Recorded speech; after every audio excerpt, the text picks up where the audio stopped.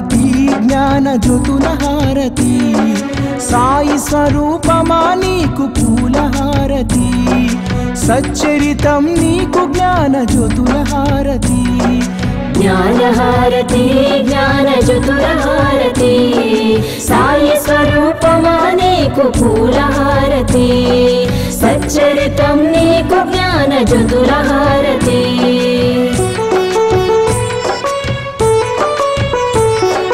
నిత్యం నీ లీలా పఠనంలో మేముంటాము నీ మధుర వచనాలతో మైమరచిపోతాము నీ తోడుగా భక్తి ప్రేమలను పెంచుకున్నాము పాలో వెలిగిన జ్ఞాన జ్యోతులతో హారతి జ్ఞానహారతి జ్ఞానజ్యోతులహారతి సాయి స్వరూపమా నీకు పూలహారతి సచ్చరితం నీకు జ్ఞానజ్యోతులహారతి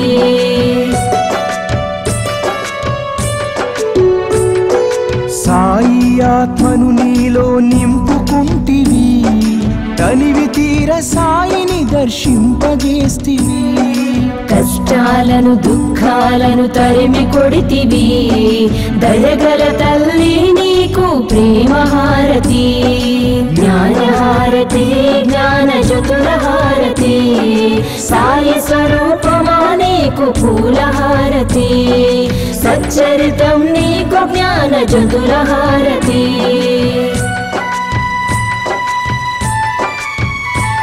మా కర్మలన్నీ తొలగించి కరుణించినావమ్మ శాంతి సౌఖ్యాలను అందించినావమ్మ జీవన నావను దరి చేర్చిన నీకు కర్పూర హారతితో నీరాజనం జ్ఞానహారతి జ్ఞానజ్యోతులహారతి సాయి స్వరూపమా నీకు పూలహారతి సచ్చరితం నీకు జ్ఞానజ్యోతులహారతి జ్ఞానహారతి జ్ఞానజ్యోతులహారతి సాయి స్వరూపమా నీకు పూలహారతి సచ్చరితం నీకు జ్ఞానజ్యోతులహారతి సచ్చరితం నీకు జ్ఞానజ్యోతులహారతి సచ్చరితం నీకు జ్ఞానజ్యోతులహారతి.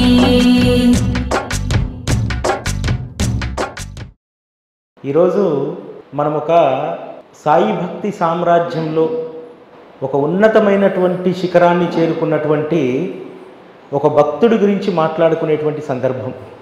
శ్రీ సాయిబాబా షిరిడి అనేటువంటి ఒక కుగ్రామంలో వారి అవతార కార్యాన్ని ప్రారంభించినప్పుడు అవతార కార్యం యొక్క విశిష్టతను తెలుసుకొని సాక్షాత్తు శ్రీ సాయిబాబాను పరమాత్మగా భావించి తన శక్తియుక్తులనన్నింటినీ కూడా బాబా కోసమే వినియోగించినటువంటి భక్తుడు శ్రీ నానాసాహెబ్ చందోర్కర్.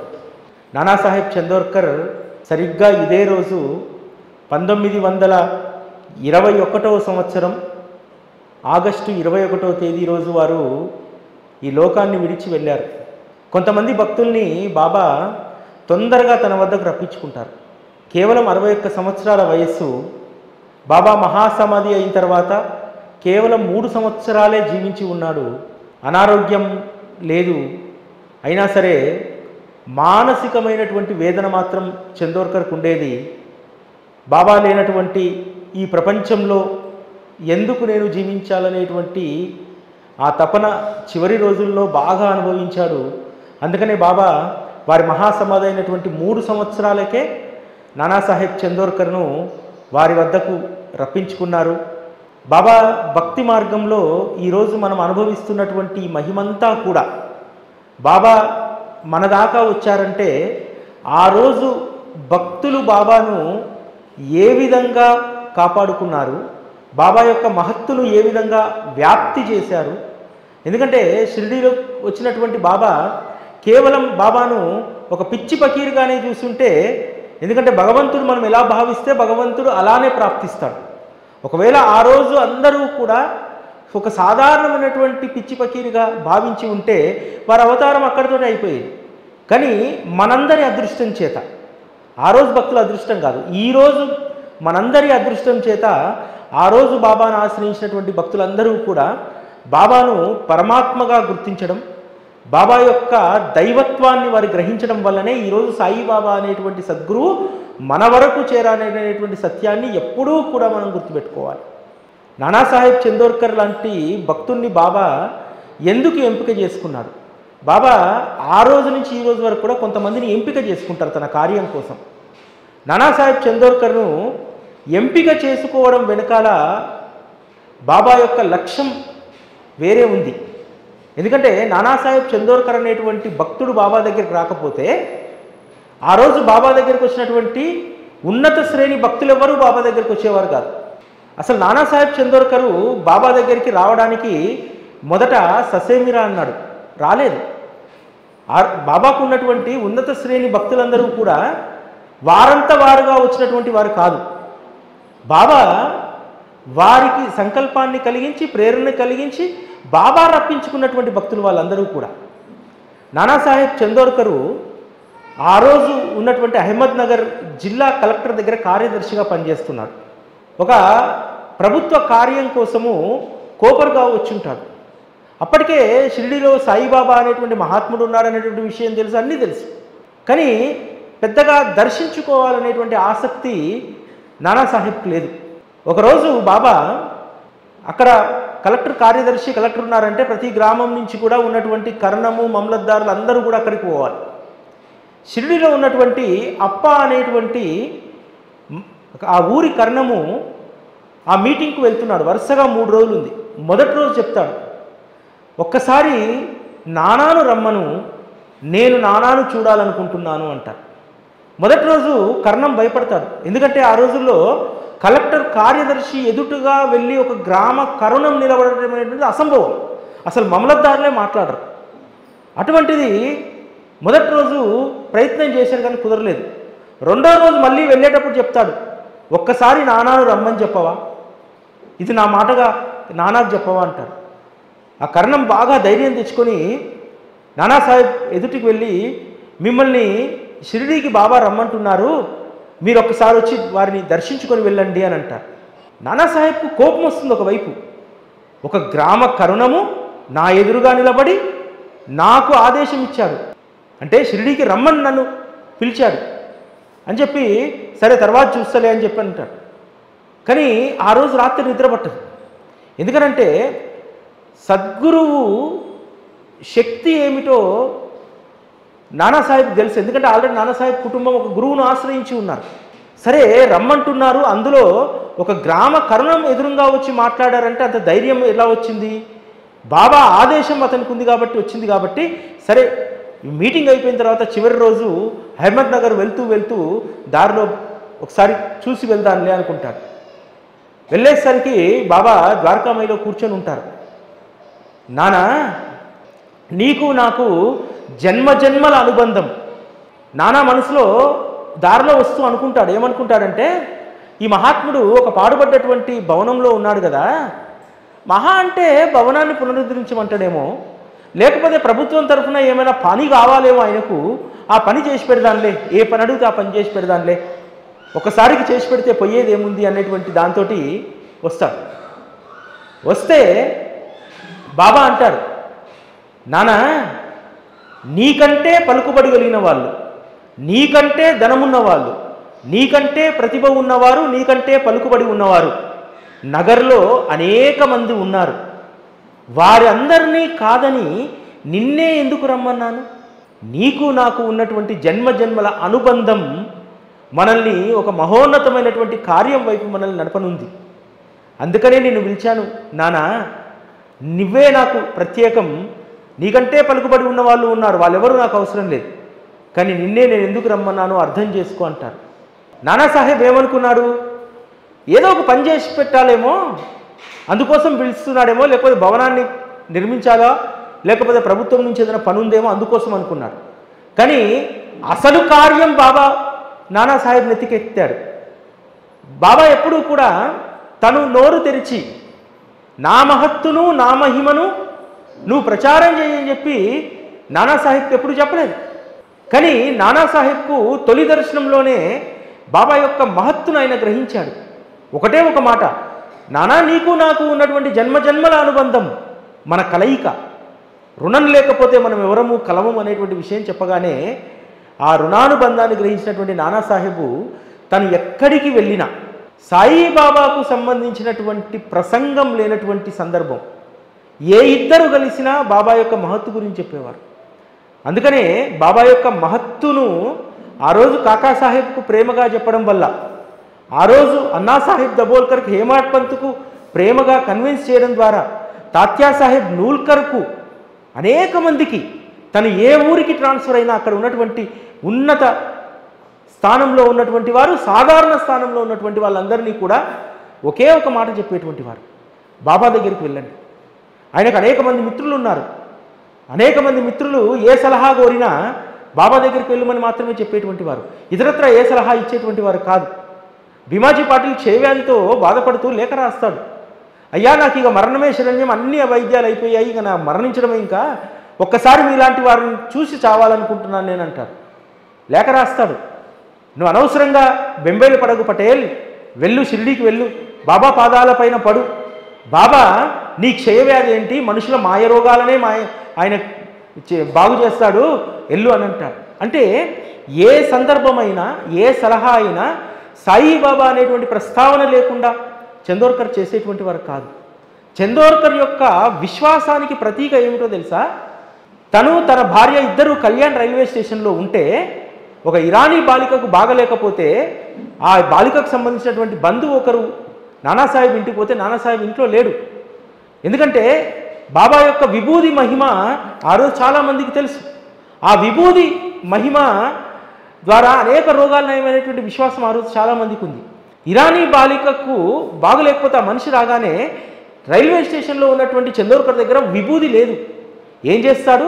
రైల్వే స్టేషన్లో ఉన్నటువంటి మట్టిని తీసి, దాన్ని ఇలా ఇలా అని పైన రాళ్ళు ఏరేసి ఆ మట్టిని తీసి భార్యకు ఆ బొట్టు పెట్టి తగ్గుతుంది వెళ్ళు బాలికకు అని అంటాడు. అంటే బాబా పైన ఎంత విశ్వాసం ఉంది. సుమంగలికి ఎవరైనా మట్టి బొట్టు పెడతారా? పెట్టరు కదా. బాబా పైన ఉన్న విశ్వాసం చందోర్కర్కి అలాంటిది. చందోర్కర్ ఏం సాధారణ కుటుంబంలో పుట్టినటువంటి వాడు కాదు, గొప్ప బ్రాహ్మణ కుటుంబంలో పుట్టినటువంటి వాడు. వాళ్ళ నాన్న ఆల్రెడీ గవర్నమెంట్లో పనిచేసినటువంటి వారు, వీరు గవర్నమెంట్లో చాలా ఉన్నత స్థానంలో ఉన్నటువంటి వారు. అటువంటి చందోర్కర్కు బాబా పట్ల ఎంత విశ్వాసమో చూడండి.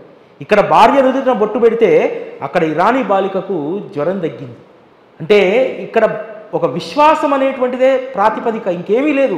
పూజ లేదు, ఇంకో యంత్రము లేదు, తంత్రము లేదు. ఆ రోజు బాబా పట్ల అంత విశ్వాసాన్ని నానాసాహెబ్ లాంటి వాళ్ళు పెంచగలిగారు. అందుకనే నానాసాహెబ్ కుటుంబాన్ని కంటికి రెప్పలా బాబా కాపాడేవారు. మైనతాయి ప్రసవ వేదనతో బాధపడుతూ ఉంటే చందోర్కర్ బాబాను అడగలేదు, బాబా నువ్వు రావాలి, నా బిడ్డకు సుఖప్రసవం కావాలి, ఇంకేదో జరగాలి, మాయే చెయ్యి మంత్రమయ్యి అని చెప్పి అడగలేదు. కానీ అక్కడెక్కడో జామ్నేర్లో మైనతాయి ప్రసవ వేదన పడుతూ ఉంటే అంతకంటే గొప్ప వేదన ఇక్కడ బాబా పడుతూ ఉన్నాడు. మనసు ప్రశాంతంగా లేదు బాబాకు. బాబా నేచర్ ఏంటంటే ఇక్కడ మునిగి ఇంకో దగ్గర ప్రత్యక్షమై, ఇంకో దగ్గర మునిగి ఇంకో దగ్గర ప్రత్యక్షమయ్యేటువంటి జిమ్ముక్కులు బాబా తన అవతార ప్రస్థానంలో ఎప్పుడూ చేయలేదు. అంతా ప్రాక్టికలే. మరి ఇంట్లో ఊది లేదు చందోర్కర్కు, కూతురేమో ప్రసవ వేదన పడుతుంది, ఎట్లా? అప్పుడే అక్కడ ఉన్నటువంటి రామ్గిరి బువా అనేటువంటి ఒక సన్యాసి ఆశ్రమంలో ఉన్నటువంటి వ్యక్తి వచ్చి, అయ్యా నేను మా ఊరు వెళ్తున్నాను ఖాందేశ్, అక్కడి దాకా వెళ్తున్నానంటే ఓ పని చేయి, ముందు నువ్వు జాల్నాలో దిగి ఆ తర్వాత జామ్నేర్ వెళ్ళు అని అంటాడు. అయ్యా నా దగ్గర అన్ని డబ్బులు లేవు అని అంటే అన్నీ ఏర్పాటు అయితే పో అంటారు. తను రైల్వే స్టేషన్లో దిగగానే ఒక టాంగా వారు సిద్ధంగా ఉంటాడు. రామ్గిరి బువా ఎవరని చెప్పి అడుగుతారు. నిజానికి అతని పూర్తి పేరు రామ్గిరి బువా ఒక బాబాకు మాత్రమే తెలుసు. అటువంటి వ్యక్తి పేరు పెట్టి పిలవగానే నేనే అని అంటే, సరే నడవండి చందోర్కర్ ఇంటికి పోదామని చెప్పి టాంగా ఎక్కించుకుంటారు. ఎక్కించుకొని చందోర్కర్ ఇంటికి పోయిన తర్వాత ఆ ఊది ఇచ్చిన తర్వాత చందోర్కర్కు కృతజ్ఞతలు చేస్తారు రామ్గిరి బువా. అయ్యా సమయానికి బండి పంపించారు, చాలా ధన్యవాదాలు, మధ్యలో అల్పాహారం కూడా పెట్టారు, బాగుంది అని అంటారు. అసలు నేను బండి పంపించడం ఏంటి, నువ్వు వస్తున్న విషయం నాకు తెలియదు అని అంటే అప్పుడు జరిగిందంతా చెప్తాడు. అప్పుడు చందోర్కరు కన్నీరు మున్నీరు అవుతాడు. ఇక్కడ నా బిడ్డ ప్రసవ వేదన పడుతుంది, నేను ఆందోళన చెందుతున్నాను, మాకంటే ఎక్కువ అక్కడ ఉన్నటువంటి బాబా ఆందోళన చెంది ఇక్కడికి ఊదిని పంపించి నా కూతురుకు సుఖప్రసవాన్ని చేయించారని చెప్పి. అంతేకాదు నానా పట్ల, ఒక్క నానా పట్ల మాత్రమే కాదు, ఆయన పట్ల ఎవరికైతే అనన్యమైనటువంటి భక్తి ఉందో వారి కోసము వారి ప్రాణం తల్లడిల్లిపోతూ ఉంటుంది. ఆ తల్లడిల్లిపోయేటువంటి ప్రాణం ఎంత అదిగా ఉంటుందంటే, ఒకసారి నానాసాహెబు ఎత్తైనటువంటి పర్వత ప్రాంతంలో పర్యటించాల్సి ఉంటుంది. పర్యటించాల్సినప్పుడు విపరీతమైనటువంటి దాహం. ఒక రకంగా చెప్పాలంటే ఆ కొండ ప్రాంతంలో తెచ్చుకున్నటువంటి నీళ్ళు అయిపోయాయి, ఎవరి దగ్గర నీళ్లు లేవు, నౌకర్లు ఉన్నారు, ఎవరిని అడిగినా సరే నీళ్లు లభించట్లేదు. ఇక పరిస్థితి ఎట్లంటే నానా యొక్క ప్రాణం పోయేటువంటి పరిస్థితి. ఆ పరిస్థితుల్లో బాబా ద్వారకామాయిలో ఒక్కసారిగా పైకి లేచి, నా నానా చావబోతున్నాడు, నేను రక్షించాలని చెప్పి గడగడ నీళ్ళు తాగేస్తాడు. మిగతా వాళ్ళందరూ చెప్తారు, అయ్యా ఇంకా ముందుకు పోతే నీళ్ళు దొరకడం కష్టం, మనం కొండ దిగిపోవాలంటే, అరే కొండ దిగేంత వరకు కూడా నేను బ్రతకలేను, నాకు అంత దాహం వేస్తుంది అని అంటాడు.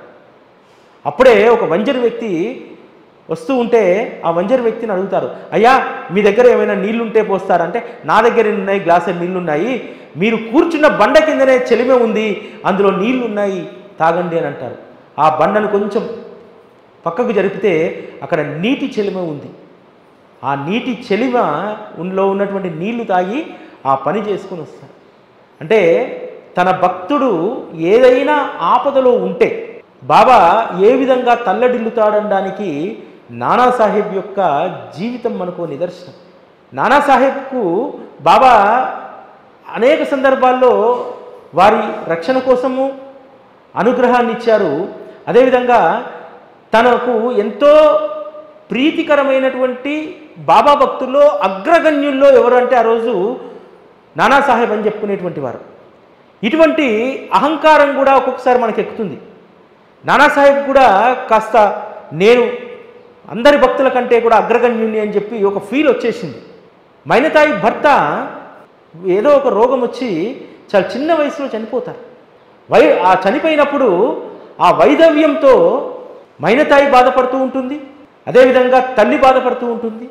నానా చందోర్కర్ భార్య అడుగుతుంది, అయ్యా మనం బాబాకు ఇంత గొప్ప భక్తులం కదా, బాబా అందరి కష్టాలను తీరుస్తారు కదా, మరి మనకెందుకు ఈ దుఃఖం, ఇంత దుఃఖాన్ని మనం అనుభవించాలా, నువ్వు బాబాకి ఇంత సేవ చేస్తున్నావు కదా, ఈ దుఃఖాన్ని మనం అనుభవించాలా అని అడుగుతుంది. అంతేకాదు తన సహచరులందరూ కూడా బాబా గురించి ఎంతో గొప్పగా చెప్తాడు కదా, బాబా ఆపదలను తప్పిస్తాడు, మృత్యుముఖం నుంచి భక్తులను లాగేస్తారు, ఇవన్నీ మాటలు చెప్తూ ఉంటాడు నానాసాహెబ్. నానాసాహెబ్ని కొంతమంది గేలి చేస్తూ ఉంటారు, ఏమయ్యా మరి నీ సాయిబాబా నీ అల్లుని ఎందుకు రక్షించలేదు అంటే, ఈ సమాధానం బాబా దగ్గర నుంచే తేల్చుకుందామని చెప్పి భార్య బిడ్డను అందరిని వేసుకొని ద్వారకామాయికి వచ్చి కూర్చుంటాడు.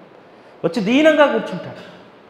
దీనంగా కూర్చుంటే, బాబా ఎందుకు మా కుటుంబానికి ఈ శోకం, నేను భక్తుల్లో చాలా ముఖ్యుణ్ణని, మీ వద్ద అగ్రగణ్యుణ్ణని అందరూ అంటూ ఉంటారంటారు.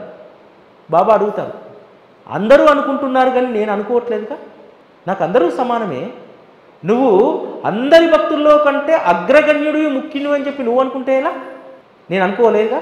మనం కూడా అనుకుంటాం బాబాకు నేను గొప్ప భక్తుడిని చెప్పి, గొప్ప ఉండదు, భక్తుడు మాత్రమే ఉంటాడు అక్కడ. చాలామంది చాలా భ్రమలలో ఉంటారు, నేను బాబాకు 30 సంవత్సరాలు సేవ చేసా, గొప్ప భక్తుడిని భక్తురాలని చెప్పి, అది భ్రమ. అడుగుతాడు, నువ్వు అనుకుంటున్నావు గొప్పవాడని చెప్పి, అయితే నువ్వు నాకు అత్యంత సన్నిహితుడు అయితే నేను నీ అల్లుడి యొక్క కర్మలను నేను ఆపాలా, నీకోసము విధి రాసినటువంటి దాన్ని నేను తిరిగి రాయాలా, ఏ ధర్మం అయితే ఉందో, ఏ సృష్టి ధర్మం అయితే ఉందో ఆ సృష్టి ధర్మాన్ని నీ ఒక్కడి కోసం, నీ అల్లుడు ఒక్కడి కోసం నేను ఆపాలా, ఇది నువ్వు ఎరగవా, రామాయణ మహాభారతాలను అవపోసన పట్టావే, అయినా సరే నీకు జ్ఞానం ప్రకాశించలేదే, నా ఆశ్రయంలో నువ్వేం నేర్చుకున్నావు. ప్రశ్న ఇది అందరూ వేసుకోవాల్సినటువంటి ప్రశ్న. దుఃఖం వచ్చినప్పుడు బాబాను చాలామంది మనము రకరకాలుగా నిందిస్తూ ఉంటాం, పోరాడుతూ ఉంటాం ఆయనతోటి. బాబా ఇన్నేళ్ళు చేసిన సేవ ఇంతేనా, సేవ చేస్తే వచ్చేటువంటి ఫలితాన్ని పుణ్యాన్ని ఆల్రెడీ నువ్వు మూట కట్టుకున్నావు, కానీ ఏ ధర్మం అయితే ఉందో, ఏ సృష్టి ధర్మం అయితే ఉందో దానికి వ్యతిరేకంగా బాబా కూడా పనిచేయడు. చెప్తాడు, నానా కనీసం నువ్వు చూసుకోవడానికి నీ కూతురైనా నీకు మిగిలింది కదా, ఒక్కసారి నాన్న నీ అల్లుడు తల్లిదండ్రుల వైపు నుంచి ఆలోచించు. నువ్వే ఇంత కుంగిపోయి బాధపడుతున్నావు కదా, వాళ్ళ పరిస్థితి ఏమిటి? ఎదిగొచ్చిన కొడుకు అకారణంగా మరణించాడు, తల్లిదండ్రులకు కర్మకాండలు చేయాల్సినటువంటి పుత్రుడు ఇప్పుడు లేరు, వారి శోకం ఎవరు తీరుస్తారు? ఇటువంటి పిచ్చి వాదనలు పక్కన పెట్టి నాన్న వెళ్ళి మీ వియ్యంకుని వియ్యపురాల్ని ఓదార్చి నేను ఉన్నాననేటువంటి ధైర్యాన్ని వాళ్ళకి ఇవ్వయ్యా అని చెప్తారు. ఇది బాబా చెప్పేటువంటి బోధ. బాబా ఎప్పుడూ కూడా మనకు కర్తవ్యాన్ని ధర్మాన్ని బోధిస్తాడు. మన కర్మలను తప్పించేయలేడు, సృష్టి ధర్మాన్ని ఆపలేడు బాబా. అప్పుడు నానాసాహెబ్కి అర్థమవుతుంది, ఉన్న భ్రమలు తొలగిపోతాయి. నేను గొప్ప భక్తుణ్ణి, అగ్రగణ్యుణ్ణి భక్తుల్లో అనుకునేటువంటి దాన్ని బాబా ఈ సందర్భం ద్వారా గొప్ప పాఠం చెప్తారు.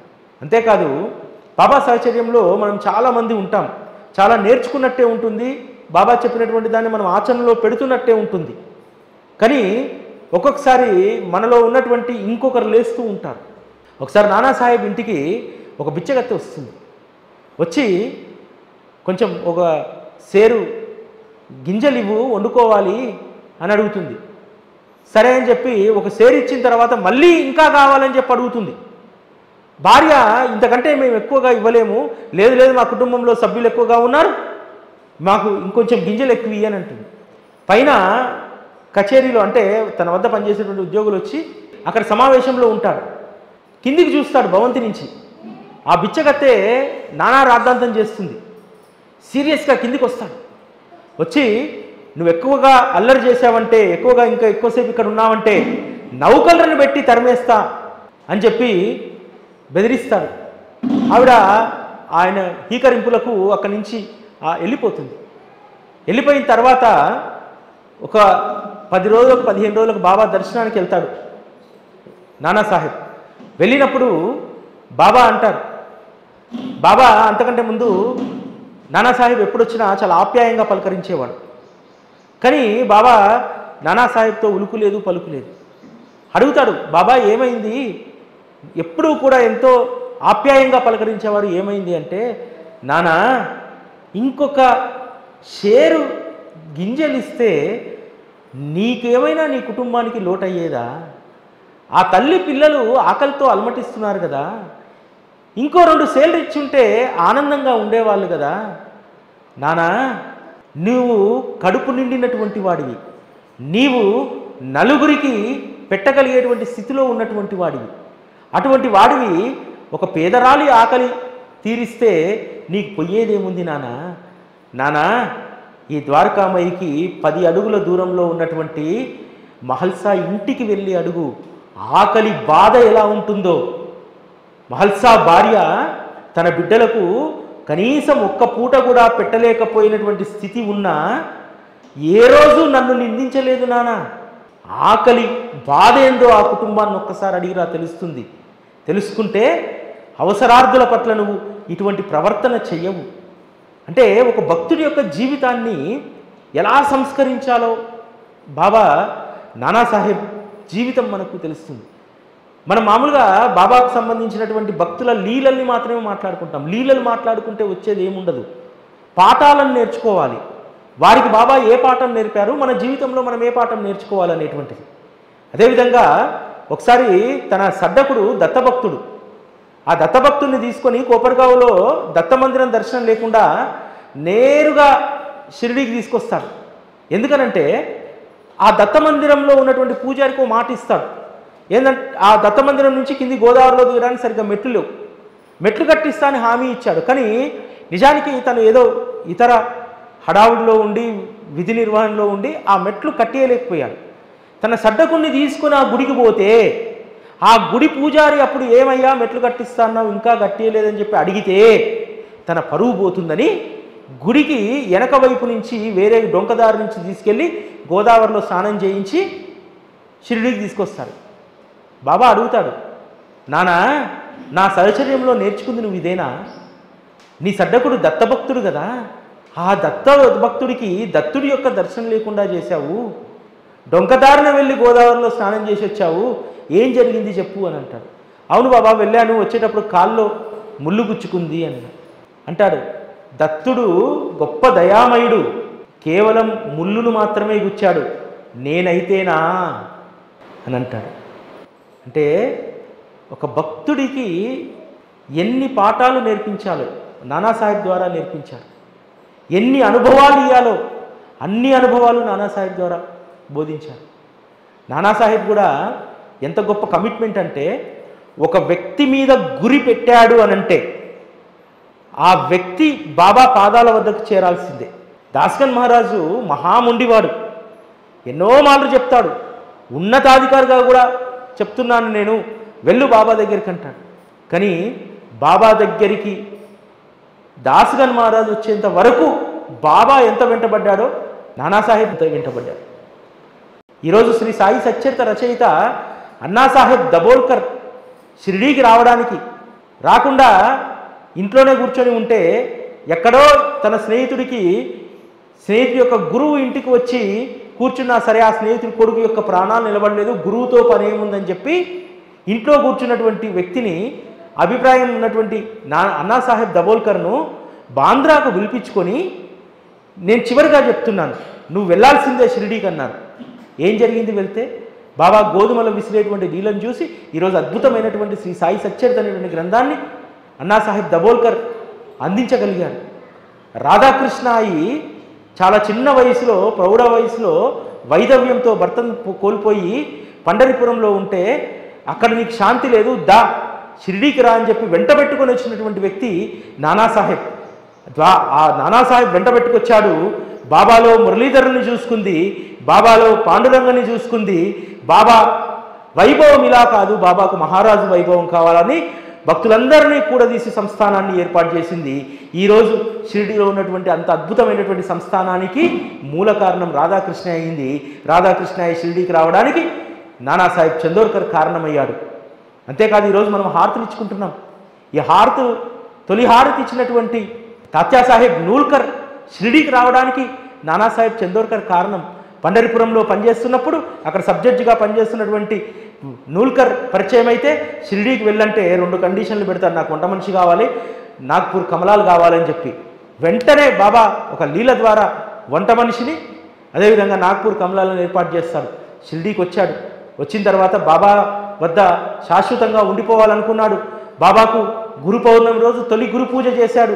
బాబాకు తొలి హారతి ఇచ్చాడు. ఎవరి వల్ల వచ్చాడు? ఎవరి చొరవ వల్ల వచ్చాడు? బాబా యొక్క రుణానుబంధం వీళ్ళందరికీ ఉండవచ్చు, రాధాకృష్ణాయికి, అన్నాసాహెబ్ దబోల్కర్కు, వీళ్ళందరికీ. కానీ వారిని అక్కడి దాకా తీసుకురాగలిసినటువంటి ఒక సాధనంగా, మాధ్యమంగా నానాసాహెబ్ చందోర్కర్ ఉపయోగపడ్డాడు. నానాసాహెబ్ చందోర్కర్ లాంటి వారు లేకపోతే ఆ రోజు బాబా వద్దకు వచ్చినటువంటి బూటీ లాంటి వారు, కాకాసాహెబ్ దీక్షిత్ లాంటి వారు, ఈరోజు హారతి పాటలు రాసినటువంటి భీష్మ లాంటి వారు, వీళ్ళందరూ కూడా చాలామంది నానాసాహెబ్ చందోర్కర్ చేసినటువంటి కృషి చొరవ వల్లనే షిరిడీకి రాగలిగారు. ఈరోజు షిరిడీ వైభవంగా వెలుగుతుంది అంటే నానాసాహెబ్ చందోర్కర్ లాంటి వారి వల్ల. అంతేకాదు నానాసాహెబ్ చందోర్కర్ లాంటి వారికి కూడా ఉన్నటువంటి ఒక అజ్ఞానం, అంటే ఒక చందోర్కర్కే కాదు అజ్ఞానం, భవిష్యత్తులో మనకు కూడా వస్తుంది అజ్ఞానం. ఏదైతే శ్రీ సాయి సచ్చరితలో బాబా ప్రస్థానంలో ఉన్న క్యారెక్టర్స్లో ఉన్నటువంటి అజ్ఞానం మనకు కూడా ఉంటుంది. ఏమనుకుంటాడు నానాసాహెబు? బాబాకు భాగవతం రామాయణాలు ఏం తెలుసు అనుకుంటాడు. భగవద్గీతలోని శ్లోకాన్ని వల్ల వేసుకుంటూ ఉంటే బాబా అడుగుతాడు, ఏం శ్లోకం, ఏం నోట్లో వల్ల వేసుకుంటున్నావు, బయటకు చదివితే మేము కూడా సంతోషిస్తాం కదా అని చెప్పి.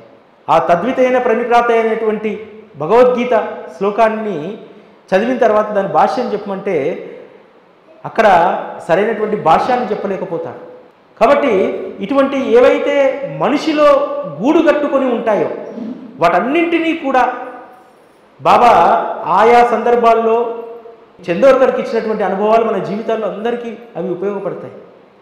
చందోర్కర్ పట్ల బాబా ఎంతో ప్రేమతో ఆదరంగా ఉండేవారు. చందోర్కర్ కూడా బాబా పట్ల అంతే ఆదరంగా ఉండేవారు. తర్వాత అంటే 1910 తర్వాత చాలామంది భక్తులు రావడం, బాబాకు దక్షిణలు ఇవ్వడం, ఇదంతా జరుగుతూ ఉంది. 1910 కంటే ముందు బాబా దగ్గర డబ్బులు అంతగా ఉండేటువంటివి కాదు. కాశీరామ్ షింపి లాంటి వాళ్ళు పొగాకు, ఇంకొకరు దునికి కర్రలు ఇట్లా ఇచ్చేటువంటి వాళ్ళు. ఒకసారి బాబాకు ఎవరైతే నూనె వ్యాపారులు నూనె ఇవ్వమని చెప్పి అన్నారో అప్పటి నుంచి చందోర్కర్ ఏం చేసేవాడో తెలుసా? షిరిడిలో ఉన్నటువంటి సేట్లందరికీ చెప్పిపోయేవారు, బాబా వచ్చి ఏదైనా అడిగితే లేదు అనకుండా ఇవ్వాలి, ఇచ్చి లెక్క రాసి పెట్టండి. ఫస్ట్ షిరిడీకి వస్తూనే బాబా దర్శనం కాగానే చందోర్కరు అందరి సేట్లల్లో దుకాణాలకు వెళ్ళేవారు. బాబా మీ దగ్గర ఏమైనా తీసుకున్నారా, ఎంత ఖర్చు అయింది, పలానా వస్తువు తెప్పించాడు, పలానా అన్నదానప్పుడు ఇది తెప్పించాడు అని లెక్క రాసి పెడితే వాళ్ళందరికీ డబ్బును నానాసాహెబ్ చందోర్కర్ కట్టేటువంటి వారు. అంటే సాక్షాత్తు పరమాత్మ అడిగితే ఎవరూ లేదు అనకూడదు. కాబట్టి ఆ ఏర్పాటు చందోర్కర్ చేసేటువంటి వారు. అంతేకాదు చందోర్కర్కు బాబా పట్లనే కాదు, బాబాను ఆశ్రయించినటువంటి భక్తుల పట్ల ఎంత ప్రేమ అంటే తన యొక్క పిన్నాన కొడుకును అక్కడ పెట్టి, ఎందుకంటే ఆ రోజుల్లో ఈ అన్నదాన సంతర్పణ ఇవన్నీ ఏమీ లేవు రెగ్యులర్గా, అతని చేత ప్రత్యేకంగా అన్న సంతర్పణ కార్యక్రమాన్ని పెట్టించారు. ప్రతి 15 రోజులకోసారి అక్కడ ఉన్నటువంటి భక్తులు దూర ప్రాంతాల నుంచి బాబుసాహెబ్ జోగు లాంటి వాళ్ళు అనేక మంది అక్కడ ఉంటున్నారు, వాళ్ళ కోసము ప్రతి 15 రోజులకోసారి డాక్టర్ని పంపించేవారు. అంటే కేవలం బాబా పట్ల మాత్రమే శ్రద్ధ కాదు, బాబా సహచర్యం కావాలని వచ్చినటువంటి వారి పట్ల కూడా మనం ఎంత బాధ్యతగా ఉండాలనేటువంటిది కూడా చందోర్కర్ ద్వారా మనం నేర్చుకోవచ్చు. చందోర్కర్ సంబంధించినటువంటి ఆ సచ్చరితలో వచ్చేటువంటి అనేక సందర్భాల్లో అక్కడ లీలలు తక్కువ, ఒక మైనతాయి లీల ఒకటే చూస్తాం, కానీ చందోర్కర్ ద్వారా అనేక అద్భుతమైనటువంటి విషయాలను మనకు తెలియజేశాడు. చాలా చిన్న చిన్న విషయాలను వేరే వాళ్ళైతే నొచ్చుకుంటారు, చందోర్కర్ లాంటి వారైతే దాన్ని అర్థం చేసుకుంటారు, పరిణితి కలిగినటువంటి వారని చెప్పి. ఎందుకంటే చందోర్కర్ కుటుంబం ఆల్రెడీ వాళ్ళ నాన్న ఒక గురువును ఆశ్రయించి ఉన్నారు. ఒక కుటుంబంలో ఒకరు గురువును ఆశ్రయిస్తే కుటుంబం అంతా అదే గురువును ఆశ్రయించాలి. బాబా దగ్గరికి వెళ్ళిన తర్వాత తండ్రితో చెప్పడానికి సంశయిస్తాడు, మరి నేను మనకు ఆల్రెడీ మన కుటుంబానికి మన వంశానికి ఒక గురువు ఉన్నారు, మరి ఇంకో గురువును ఆశ్రయించవచ్చా అని అంటే వాళ్ళ తండ్రి చెప్పినటువంటి మాట, నానా నా అనుభవం నా యొక్క అనుగ్రహం వల్ల నాకు నా గురువు లభించాడు, నీ అదృష్టం చేత నీ అనుగ్రహం చేత నీకో గురువు లభించాడు, అటువంటప్పుడు నువ్వు యథేచ్ఛగా నువ్వు గురువుగా స్వీకరించవచ్చు అని చెప్తాడు. ఇలా ఆ రోజు అనేక కట్టుబాట్లు సంశయాలు ఉండేటివి. అటువంటి వాటన్నింటినీ కూడా బాబా అద్భుతమైనటువంటి అనుభవాల ద్వారా నానాసాహెబ్కు ఇస్తారు.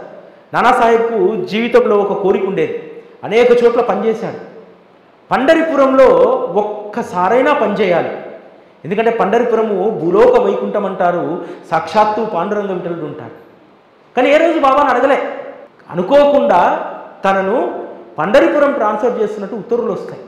బాబానేం అడగలేదు, బాబాకేం చెప్పాల్సిన అవసరం లేదు. అయినా సరే తను సరాసరి మొదట షిరిడీకి వచ్చి బాబాను దర్శించుకొని బాబాను కూడా ఒకసారి పండరిపురం తీసుకెళ్దాం అనుకుంటాడు. వచ్చేసరికి అక్కడ అద్భుతమైనటువంటి పాఠం, నానాసాహెబ్ చందోర్కర్ టాంగా ఊరి పొలిమేరల్లోకి వచ్చిందో లేదో ద్వారకామేలో కూర్చున్నట్టంటే మనం ఇప్పుడు పండరి భజన చేద్దామని చెప్పి పండరి భజన మొదలు పెడతాడు. మనమందరం పండరి పోవాలి, పండరిలో ఆ పాండురంగడిని చూడాలి, ఆ పాండురంగడు పండరి ఇప్పుడు ఇదే కదా, ఈ షిరిడీయే పండరి కదా, ఈ షిరిడీయే పండరిపురం కదా అని చెప్పి అక్కడ భజన కొనసాగుతూ ఉంటుంది. నానాసాహెబ్కి ఆశ్చర్యం వేస్తుంది, వచ్చి బాబాకు చెప్తాడు, సరే నువ్వు వెళ్ళు, ఆ భూలోక వైకుంఠంలో ప్రశాంతంగా ఉద్యోగం చేసుకో అని అంటారు. అంటే ఏదైనా లభించిందంటే అది బాబా యొక్క అనుగ్రహం వల్లనే లభించిందనేటువంటిది ఆ రోజు భక్తుల యొక్క అనుభవం. అంతేకాదు చాలా చిన్న చిన్న విషయాలు. ఓ రోజు ద్వారకామేలో బాబా పాదాలు ఒత్తుతూ ఉంటాడు నానాసాహెబ్. ఒత్తుతుంటే వైజాపూర్కి చెందినటువంటి రాజవంశ స్త్రీలు మేలి ముసుగులు వేసుకొని బాబా దర్శనానికి వస్తారు. వచ్చినటువంటి ఆ యజమాని బాబా పాద నమస్కారాలు చేసుకున్న తర్వాత ఆ స్త్రీలు కూడా బాబా పాద నమస్కారాలు చేసుకునేటప్పుడు మేలు ముసుగును తీసి బాబా పాదాలు దర్శనం చేసుకుంటారు. ఆ ఒక్క స్త్రీ సౌందర్యానికి నానాసాహెబ్ ముగ్ధుడైపోయి దొంగతనంగా చూస్తూ ఉంటాడు. నేను చూస్తున్న విషయం బాబాకు తెలుస్తుందని చెప్పి తల ఉంచుకొని సిగ్గుతో బాబా పాదాలు ఒత్తుతూ ఉంటాడు. వాళ్ళు వెళ్ళిపోయిన తర్వాత బాబా అంటాడు, నానా ఇంద్రియాలు చేసేటువంటి పనిని ఇంద్రియాలు చేయని, నీ మనస్సులో తప్పుడు భావన లేనప్పుడు, ఎందుకంటే అందమైనటువంటి స్త్రీ అయినా, అందమైనటువంటి పుష్పమైనా, అందమైనటువంటి ప్రకృతి అయినా అది భగవంతుని యొక్క కౌశల్యం, భగవంతుని యొక్క సృష్టి. ఇంత అందమైనటువంటి సృష్టిని భగవంతుడు సృష్టించిన తర్వాత మనము దాన్ని చూడకుండా, ఆ అందాన్ని ఆస్వాదించకుండా ఉండలేము. కాబట్టి ఇంద్రియాలు చేసేటువంటి పనిని ఇంద్రియాలు చేయని అందులో దురుద్దేశం లేకుండా ఉంటే చాలు. భగవంతుడి యొక్క సృష్టి కౌశల్యాన్ని మనం అనుభవించకపోతే ఎవరు అనుభవిస్తారు? ఆ స్త్రీలో ఉన్నటువంటి సౌందర్యాన్ని నువ్వు ఆనందించు. ఆ సౌందర్యాన్ని చూసి మనసులో దురుద్దేశం ఉండకున్నంతసేపు నువ్వు ఆ సౌందర్యాన్ని చూడడంలో తప్పు లేదు అని చెప్తాడు. అంటే ఒక అద్భుతమైనటువంటి జీవిత పాఠం. ప్రతి సందర్భంలో కూడా పాఠమే. ఎందుకనంటే శివాజీ మహారాజు అనేక రాజ్యాలను గెలుస్తాడు. ఒకసారి ఒక రాజ్యాన్ని గెలిచినప్పుడు ఆ సైన్యాధీశుడు, ఎందుకంటే ఏ దేశాన్ని అయితే గెలుస్తారో ఆ దేశ రాణిని గెలిచినటువంటి రాజుకు అప్పగిస్తాడు. ఒక సైన్యాధీశుడు తీసుకొని వచ్చి, రాజా, మనం ఆక్రమించుకున్నటువంటి రాజ్యం యొక్క రాణి ఈమె అతి సౌందర్యవతి, ఈమె మీకే సొంతము అని అంటాడు. శివాజీ మహారాజు ఆ స్త్రీని తదేకంగా చూస్తూ ఉంటాడు. ఏంది రాజా, ఆ అందానికి మైమరిసిపోతున్నారా అంటాడు మహామంత్రి. లేదు మంత్రివర్య, వచ్చే జన్మలోనైనా నేను ఈ తల్లి గర్భంలో నేను పుట్టాలి. నేను చూడు ఎంత అందవిహీనంగా ఉన్నానో, పొట్టిగా నల్లగా, సరైనటువంటి దేహదారుఢ్యం లేదు. కనీసం వచ్చే జన్మలోనైనా ఇంత సౌందర్యవతి అయినటువంటి ఈ తల్లి గర్భంలో నేను పుట్టాలి అని అంటాడు. అంటే మనం స్త్రీని, ప్రకృతిని, దేశాన్ని ఏ విధంగా చూడాలనేటువంటి అనేక విషయాలు కూడా బాబా తన భక్తులకు అనేక సందర్భాల్లో చెప్పడం జరిగింది. ఈరోజు నానాసాహెబ్ చందోర్కర్ వర్ధంతి సందర్భంగా ఆయన యొక్క జీవితాన్ని మనం గుర్తు చేసుకుంటే నిజంగా బాబా సంతోషిస్తారు. ఈరోజు ఇంతమంది బిడ్డలు నాకు కొడుకుతో సమానమైనటువంటి నా ప్రస్థానాన్ని ముందుకు సాగడానికి, మీ అందరికీ అందించడానికి ఒక సాధనమైనటువంటి నా బిడ్డ నా చందోర్కర్ గురించి ఈరోజు వీళ్ళు విన్నారు అనేటువంటి ఆనందం బాబాకు ఉంటుంది.